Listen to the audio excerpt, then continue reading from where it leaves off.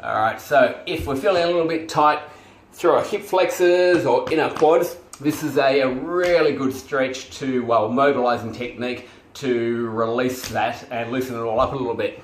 So some of you will be familiar with a couch stretch.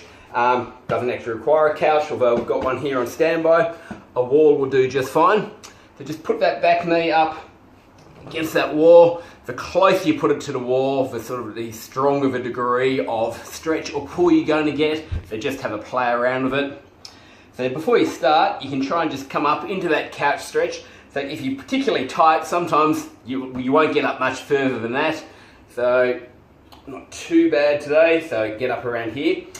So just test that out and then drop back down. What we're going to try and do is have a little bit of a play around down here. So we're going to push down through the hip. So you'll get a pull down through the front of your hip flexors there. And then just play around with the angles a little bit. So what we want to do is just change the angles, looking for areas that are tighter than others.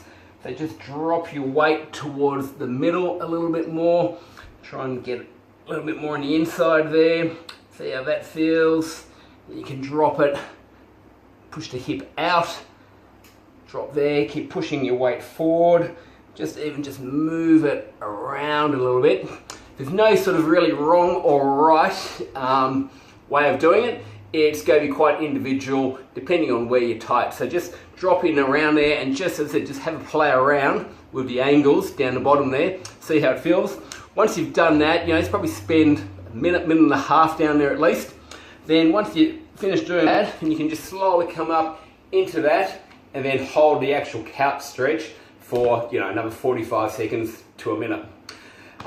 Do that regularly and you will notice, even after just doing that stuff down low there, you'll notice a big change of how tight that feels through the quads. Alright, give it a go, guys.